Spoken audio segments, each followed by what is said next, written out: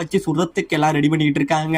Master ரோச்சி அவரோட ட்ரெஸ்ஸை கட்டிட்டு உடம்பு எல்லாத்தையும் பயங்கரமா டைட் பண்ணிட்டு கட்டுக்கோப்பானவனா வந்து கமே கமேகா அப்படின்னு சொல்லி அவர் சொல்ல, இந்த பக்கம் இவங்க மிகப்பெரிய லான்ச்சர்ஸை வச்சு ஒரு அடி அடிக்க, இவர் இங்கே இருந்து ஒரு பவர் அடிக்க லான்ச்சர்ஸ் எல்லாத்தையுமே அடிச்சு அந்த சப்மெரினியர் ரெண்டா பொழந்துடுதுங்க. அப்படியே பொல பொலன்னு கொட்டி வெறும் ஏர்ல கொட்டுது. இவங்க எல்லாம் அப்படியே ஏர்ல பறந்து போயிடுறாங்க.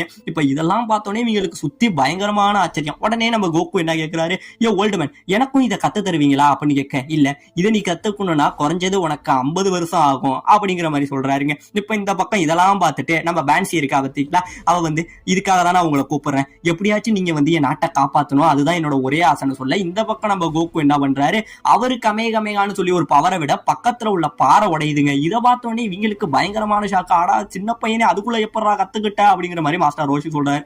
இப்ப இந்த பக்கம் இவங்க 4 பேர் மட்டும் ஜெட்டில் இங்க இருந்து போயிட்டு இருக்காங்க. அப்படி போயிட்டு இருக்க உடனே நம்ம ஊழாங்க கேட்கிறாரு, ஆமா பொண்ணு, நம்ம கூட ஏன் மாஸ்டர் ரோஷி வரல அப்படின்னு கேட்டியான்னு கேட்க, ஆல்ரெடி இவங்க கிளம்புறதுக்கு முன்னாடியே மாஸ்டர் ரோஷி வந்து அந்த பொண்ணு கிட்ட சொல்லியிருப்பாரு, அதாவது இப்போதைக்கு உனக்கு உதவி பண்ண என்னால வர முடியாது, இப்ப நான் உலகத்துக்குள்ள வரக்கூடாம தனியா ஒரு இடத்துல வேற ஒரு விஷயத்துக்காக நான் முயற்சி பண்ணிக்கிட்டு இருக்கேன்.